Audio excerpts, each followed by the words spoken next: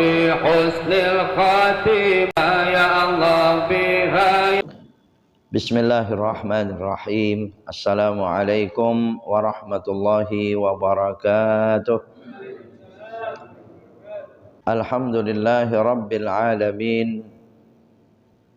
وبه نستعين ونستغيث على أمور الدنيا والدين والصلاة والسلام على حبيبنا ونبينا محمد أشرف الأنبياء وسيد المرسلين وعلى آله وأصحابه وكل من تبعهم بإحسان إلى يوم الدين. سبحانك لا علم لنا إلا ما علمتنا إنك أنت العليم الحكيم. أما بعد.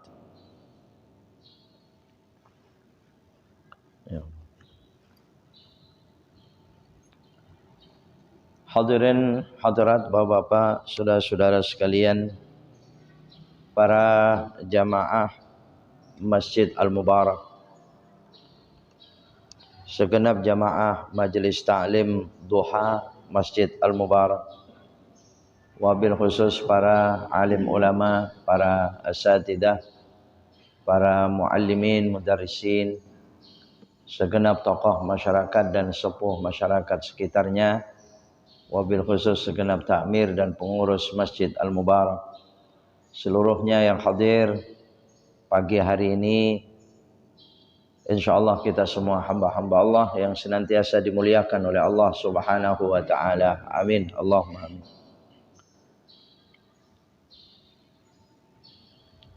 Kita bersyukur kepada Allah Subhanahu wa taala atas rahmat nikmatnya, hidayah inayahnya.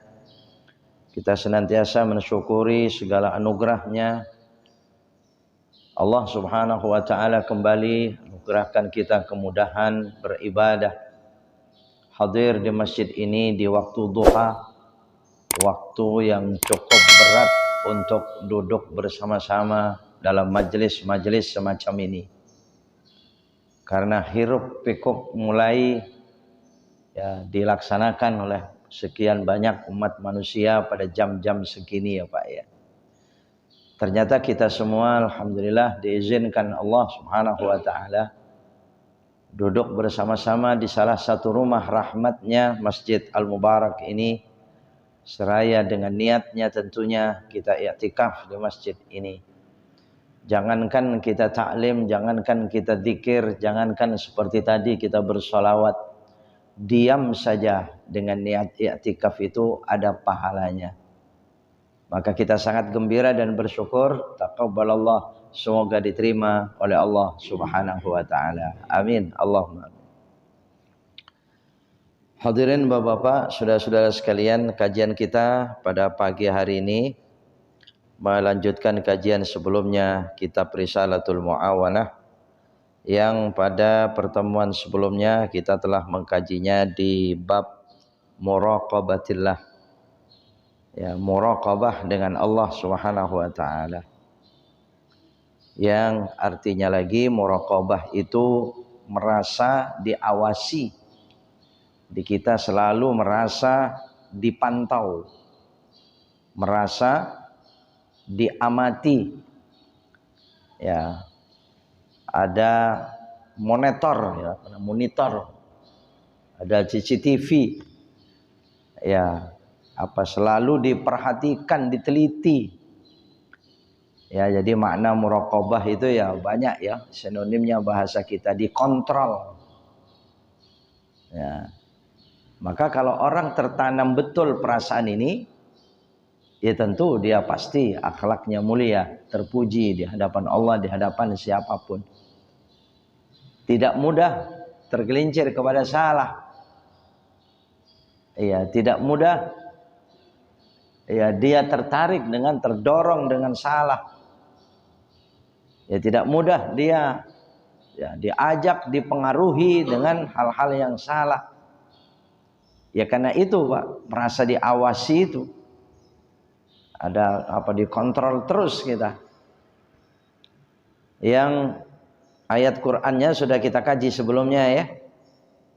Ma atau id yatalaqqal mutalaqqiyani 'anil yamini wa 'anil shimali qa'id.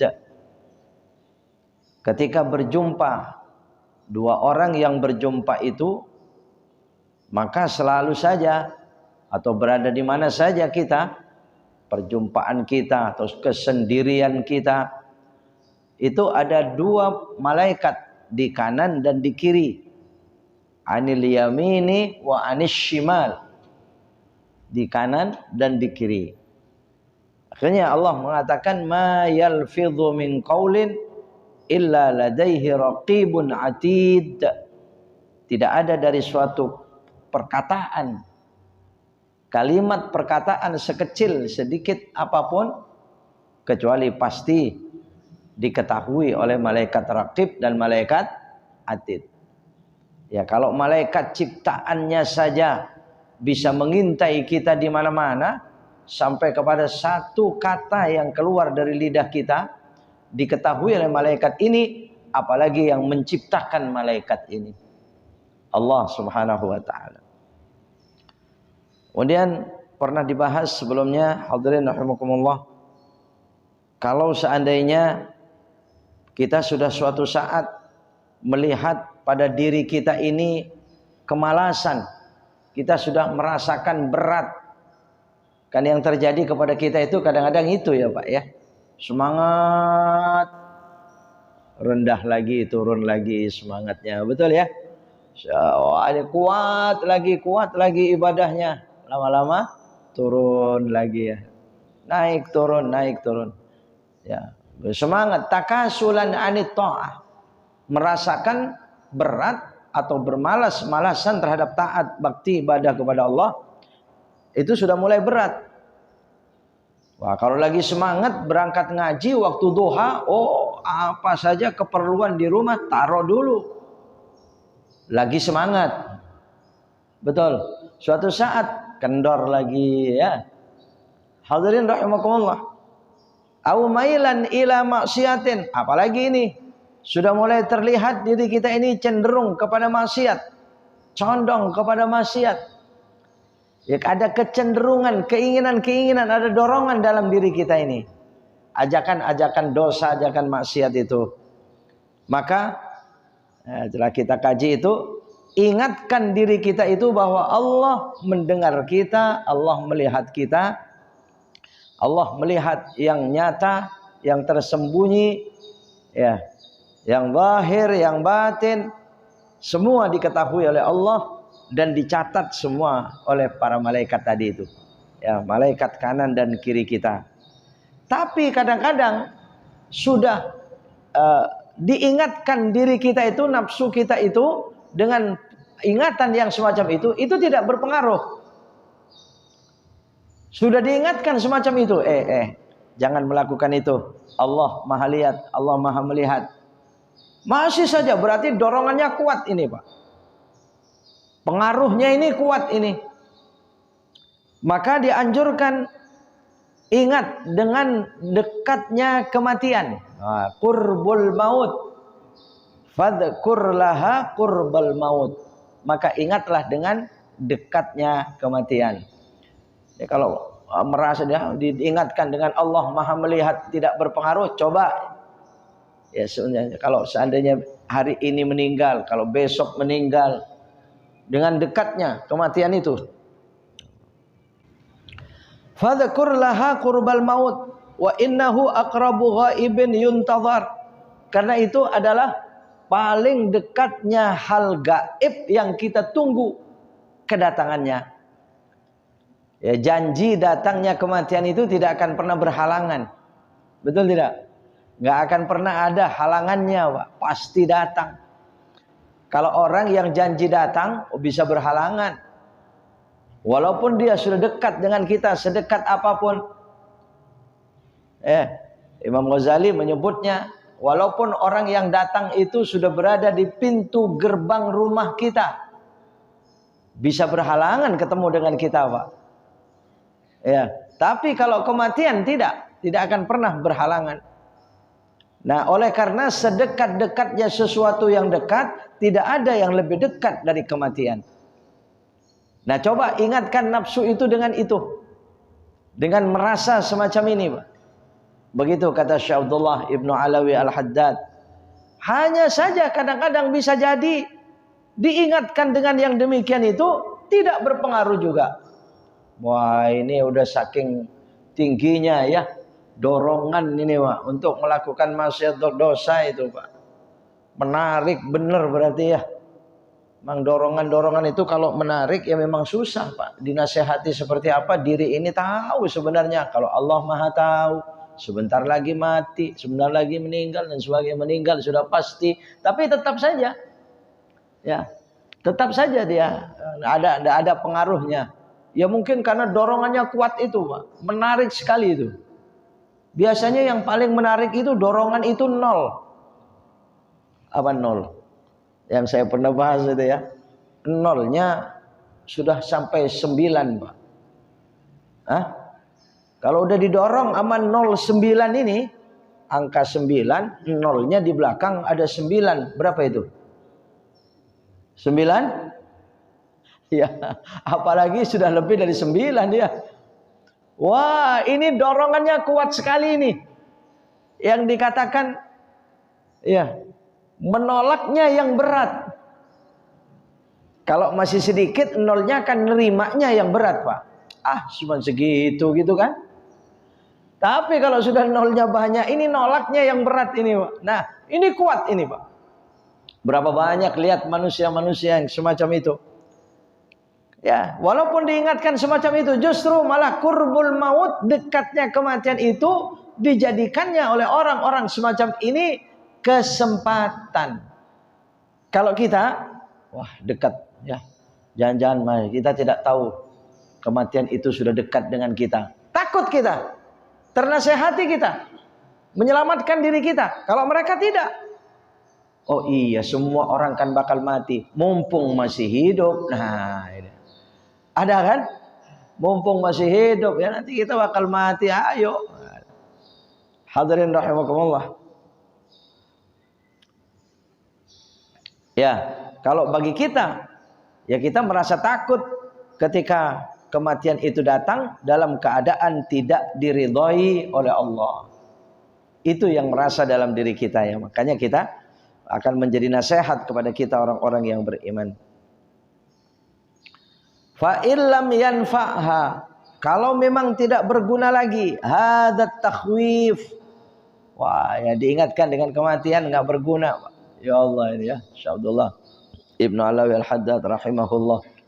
Fadhkur laha ma wa'adallahu bihi man ata'ahu minats thawabil 'azim wa ma tawa'ada bihi man 'asahu minal 'adzabil alim. Cobalah ingatkan diri kita itu dengan janji-janji Allah. Jadi ada wa'ada, ada tawa'ada. Ada yang tambahin tak depannya, Pak. Kalau wa'ada atau wa'ada gitu ya.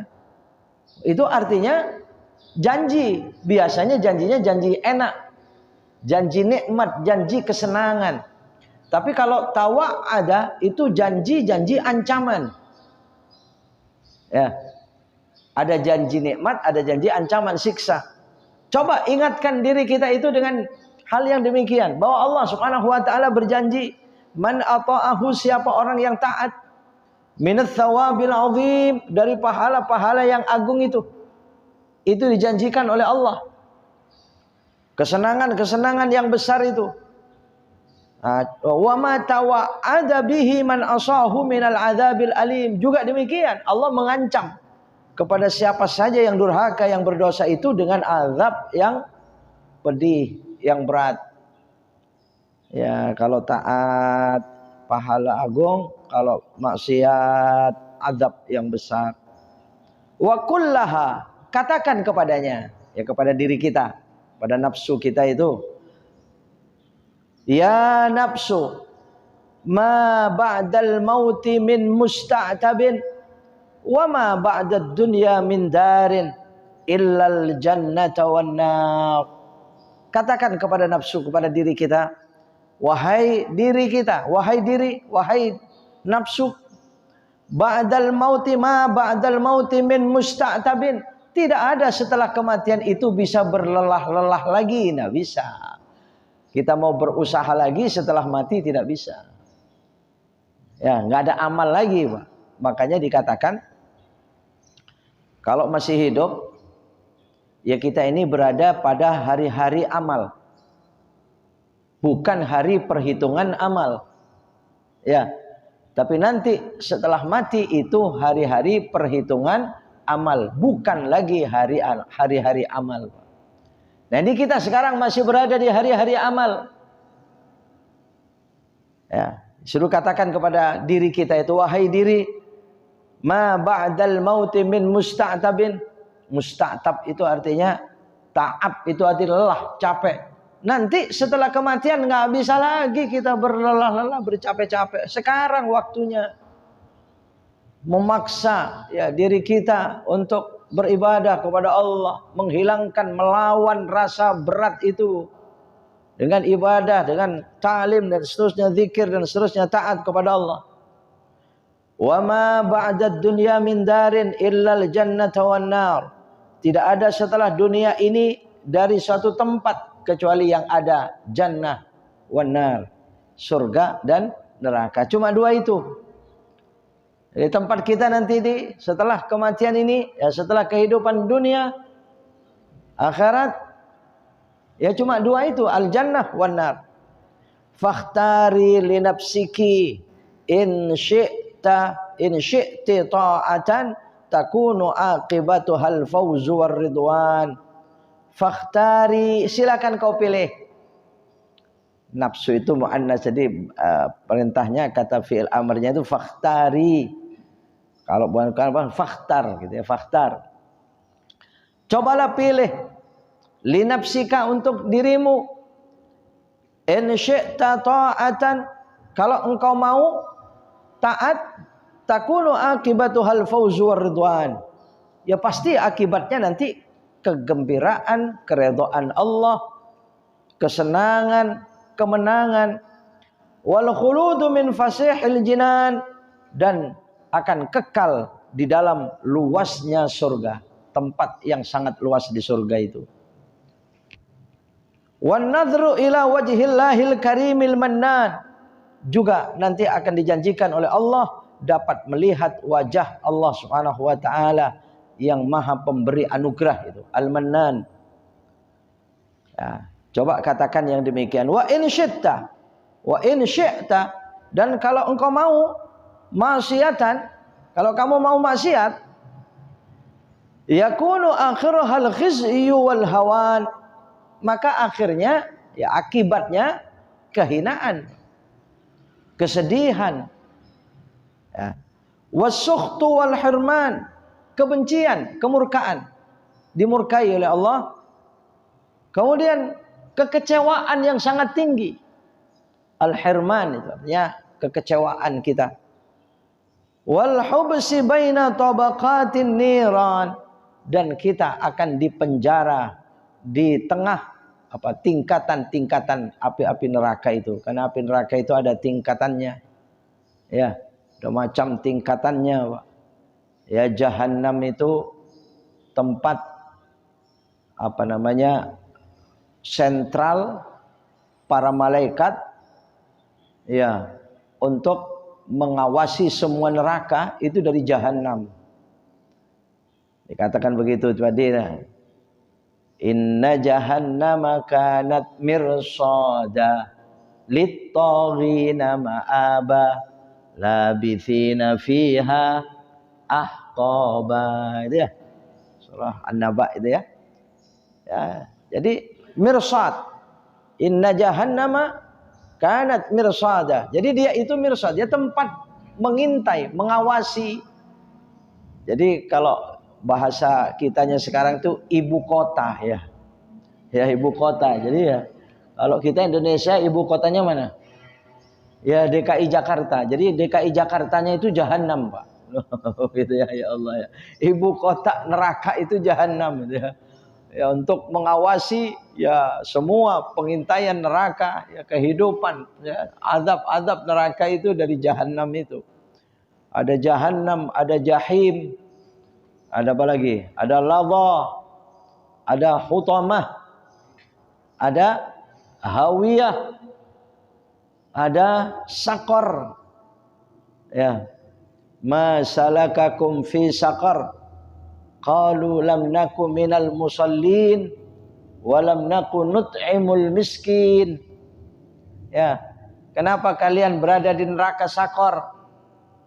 Mereka menjawab, iya kami dulu tidak mau sholat dan kami termasuk orang yang sepeleh dengan fakir miskin.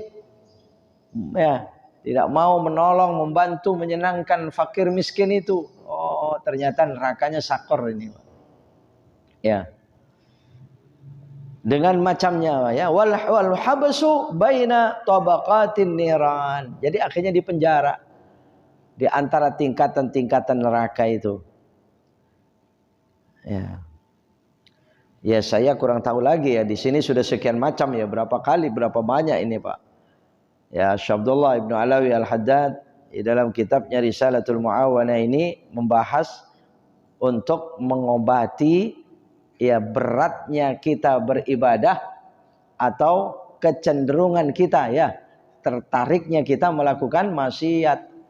Kalau sudah merasa semacam itu, ya ini kiat-kiatnya di antaranya. Ya. Kalau masih ya diobati dengan demikian masih enggak juga, wah ya sudah Pak. Dengan apa lagi kira-kira ya, nasihatin dengan apa lagi nih Pak? Misalnya ada orang, saudara kita, keluarga kita, naudzubillah, dia ahli dosa. Kemudian ada hobi dosanya itu susah sekali suruh tinggalin. Dia bilang, ente kalau menasihatin saya boleh dah, nasihatin aja yang lain-lain. Tapi jangan coba-coba nasihatin yang satu ini. Saya udah terlanjur hobi. Oh, itu kadang-kadang ya udah hobi. Hobi itu ya ya cinta. Saya sudah cinta dengan ini. Padahal itu dosa. Itu maksiat. Ngancam dia. Jangan coba-coba suruh saya berhenti, jangan ngejauhin yang satu ini. Kalau yang lain-lain boleh dah. Nah. Kemudian diingatkan dengan yang demikian ini. Kira-kira berguna enggak ini? Nasihatin dia, ingat Allah Maha tahu dengan apa yang kau lakukan. Masih enggak mempan, ingat ya, engkau bakal mati. Udah pasti, jangan-jangan dalam waktu dekat ini. Misalnya begitu, Pak. Masih enggak mempan juga, suruh ingetin lagi bahwa apa yang kita lakukan itu pasti terbalas. Ya, kalau baik, pahala agung, kesenangan yang besar, kebahagiaan yang tinggi. Tidak ada bandingannya. Tapi kalau engkau dosa terus-menerus dengan hobimu itu, misalnya dengan kesukaanmu itu, akan ada azab. Ya. Hidupnya nanti di tengah-tengah api. Hidup di tengah api. Tapi bagaimana dikatakan hidup? La yamutu fiha wala yahya. Mau dikatakan hidup tinggal tengkoraknya Pak. Kalau ada daging orang neraka, tubuhnya itu dibakar meleleh, itu kan tinggal tulangnya. Ya masih kebakar tulangnya tapi masih utuh. Nanti diganti lagi dengan daging kulit yang baru. Dibakar lagi, meleleh lagi. Ya bagaimana seperti itu hidup? Ya mereka tidak hidup. Tapi juga tidak mati. La yamutu fiha wa la yahya. Nggak mati, nggak hidup. Kau nanti akan hidup di tengah-tengah neraka semacam itu. Nah kalau ini saja masih tidak bermanfaat, Pak, nggak berguna, nggak berpengaruh. Wallahu alam. Ya jangan-jangan seperti yang dikatakan Allah, ini memang sudah dicap ya, hatinya ketutup itu. Khatamallahu ala qulubihim. Allah tutup akhirnya. Ya takut ini Pak, karena dinasihati begitu nggak mau, disuruh begitu nggak mau, suruh tobat begini nggak mau. Jangan-jangan ayat itu khatamallah, dikunci rapat oleh Allah. Qulubihim, hatinya. Wa ala sam'ihim, pendengarannya ditutup lagi. Wa ala absarihim, penglihatannya tutup lagi. Ya sudah Pak, Gak bakal berguna apa-apa dia. Ya udah, walahum adzabun azim. Kita dijanjikan azab yang sangat agung. Kita teruskan. Fa'alij nafsaka bihadhil adhkar. Fa'alij, maka obatilah nafsaka, dirimu, bihadhil adhkar, dengan zikir-zikir ini atau peringatan-peringatan ini. Antaqa'udiha 'anit ta'ati, dari duduknya kita menjauh dari taat. Taqa'ud itu artinya yaitu bermalas-malasan dari itu, nggak mau berangkat. Ya, di sana ada ibadah, nggak mau berangkat ya, nggak mau jalan, nggak mau pergi untuk ibadah itu. Jangankan pergi jauh, pergi suruh wudhu aja berat dia. Warukuniha ilal ma'siyati,